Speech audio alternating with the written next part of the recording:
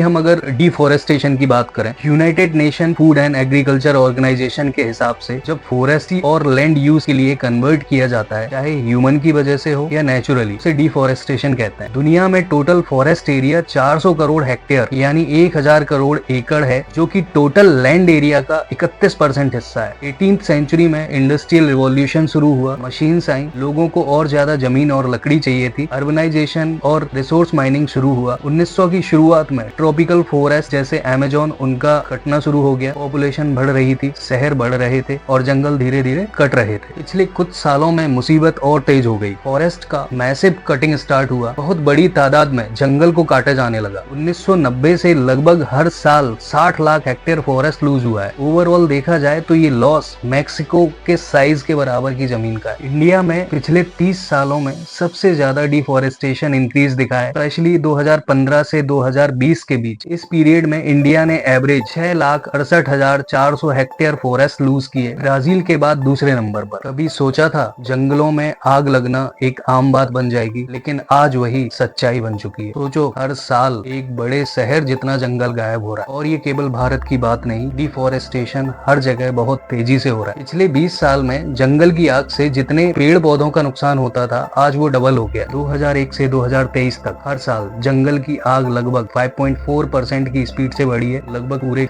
Asia जितनी जमीन। शुरू में फायर का contribution global tree cover loss में सिर्फ 20% था, लेकिन अब ये बढ़कर 33% तक पहुंच गया है। 2020, 2021 और 2023, इवन 2024 भी, ये 4 साल सबसे भयानक रहे। 2023 में तो जंगल की आग ने करीब 12 मिलियन हेक्टेयर जमीन को भस्म कर दिया, जो निकारागुआ जितने बड़े देश के बराबर है। जितना फॉरेस्ट पिछले 8000 सालों में खत्म हुआ, उतना हमने पिछले 100 सालों में खत्म कर दिया। हर साल लगभग 1 करोड़ हेक्टेयर फॉरेस्ट डिस्ट्रॉय होते हैं, इसका मतलब है 1500 करोड़ पेड़।